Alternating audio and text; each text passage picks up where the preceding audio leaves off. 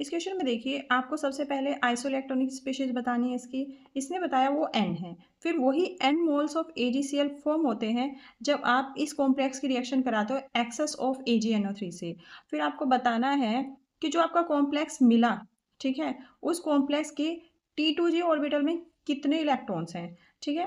तो सबसे पहले हम आइसोइलेक्ट्रॉनिक स्पीशीज देख लेते हैं कितनी है, यानी N की वैल्यू फाउंड करते हैं। ये आपका जो थ्री डी सीरीज के सारे एलिमेंट्स हैं, और थ्री डी सीरीज याद करने की मैंने क्या ट्रिक बताई थी, ऐसे देखिए, SC तिवारी वो कार में फिर से नहीं क्यों, ठीक है, जाता। और यहाँ से आपके जो एटॉमिक नंबर है कैसे होंगे, 21, 22, 23, 24, 25, 26, 27, 28, 29 एंड 30। अब Sc3 पॉजिटिव है, यानी 3 इलेक्ट्रॉन इसमें से रिमूव हुए, तो कितने बचे इसमें, तो पहले वाले केस में कितने बचेंगे आपके 18। फिर ये हो गया, यहाँ पे आप लिख लो इसके नीचे 18। फिर आपका Cr2 पॉजिटिव है, देखिए 24 है, 2 निकले तो कितने बचे 22। फिर आपका Mn3 पॉजिटिव है तो मैग्नीज के 25 है, 25 में से 3 निकले, कितने बचे 22। फिर आपका कोबाल्ट 3 पॉजिटिव है, कोबाल्ट का 27 है, 27 में से अगर आप 3 निकालोगे तो कितने बचेंगे 24। फिर आपका आयरन है, आयरन का कितना होता है 26, 26 में से 3 निकालोगे कितने बचेंगे 23। बताओ कितनी ऐसे इलेक्ट्रॉनिक स्पीशीज है, यानी कि जिसमें नंबर ऑफ इलेक्ट्रॉन सेम है, एक तो ये है 22 और एक ये 22, तो यानी कि N की वैल्यू आपकी 2 आ गई। अगर N की वैल्यू 2 है, यानी कि इसका मतलब आपके AgCl कितने बनेंगे 2 मोल्स बनेंगे, यानी कि 2 Cl जो होंगे आपके इस कॉम्प्लेक्स से क्या होंगे, बाहर होंगे, और एक Cl इसके अंदर होगा। इसका मतलब यही है। तो इसका मतलब ये रिएक्शन होगी आपकी CO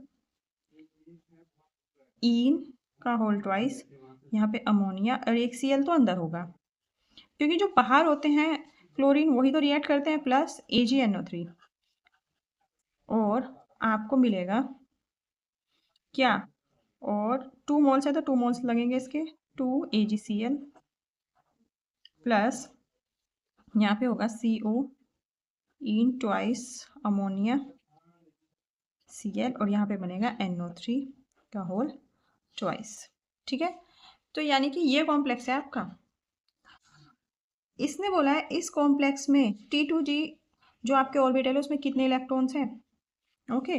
तो ये कॉम्प्लेक्स क्या हुआ आपका, ये कॉम्प्लेक्स कुछ इस तरह से हुआ, CO in whole twice ammonia Cl, और ये आपका 2 माइनस निगेटिव चार्ज कैरी करेगा, तो यहाँ पे आप इसको बैलेंस करने के 2 पॉजिटिव, ये आपका बेसिकली कॉम्प्लेक्स है। तो बस इसमें आपको क्या निकालना है, तो आप कोबाल्ट की यहाँ पे क्या निकालोगे, ऑक्सीडेशन नंबर, कैसे, इसकी एक्स मानोगे, और इन कितना कंट्रीब्यूट करता है, इन कंट्रीब्यूट करता है 0, अमोनिया कितना कंट्रीब्यूट करता है 0, और क्लोरीन कितना कंट्रीब्यूट करता है -1। तो देखिए एक्स ये -1 और इजकल टू +2 हो जाएगा, एक्स इजकल टू हो जाएगा -1, उधर जाके प्लस हो जाएगा +3, यानी कोबाल्ट की जो ऑक्सीडेशन नंबर है +3। और कोबाल्ट का देखो मैंने बताया था क्या है 27, ठीक है। तो यानी कोबाल्ट का आउटर मोस्ट इलेक्ट्रॉनिक कन्फिग्रेशन होता है 3d7 एंड 4s2। सिंस इसकी जो ऑक्सीडेशन नंबर है, मैंने +3 निकाले तो 3 इलेक्ट्रॉन रिमूव होंगे, पहले 2 इसमें से और 1 इसमें से, तो बचेगा 3d6। तो आपका सिंस कितने हैं, ये आपका एक ऑक्टाहेड्रल कॉम्प्लेक्स है, तो कैसे टूटेगा T2G में और EG में। T2G में कितने होते हैं 3, और EG में कितने होते हैं 2, और 3d6 यानी 6 इलेक्ट्रॉन आपको क्या करने हैं इसमें डिस्ट्रीब्यूट करने। अब आप देखिए जो इन है ये एक स्ट्रॉन्ग फील्ड लिगेंड है, ठीक है। तो इन हो गया, अमोनिया भी इंटरमीडिएट में आता है, तो इसका मतलब ये पेयरिंग करा देगा। तो कैसे फिल करेंगे, 1 2 3 4 5 इधर नहीं जाएगा, 4 5 6, ठीक है, ऐसे होगा। तो इस क्वेश्चन में बहुत घुमा के चीज़ें पूछी हुई है। एक तो आपको पता होना चाहिए स्ट्रॉन्ग फील्ड लिगेंड कौन से होते हैं, वीक फील्ड लिगेंड कौन से होते हैं, ठीक है।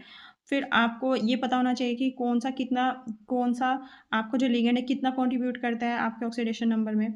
तो बहुत सारे कॉन्सेप्ट इस एक क्वेश्चन में आ गए।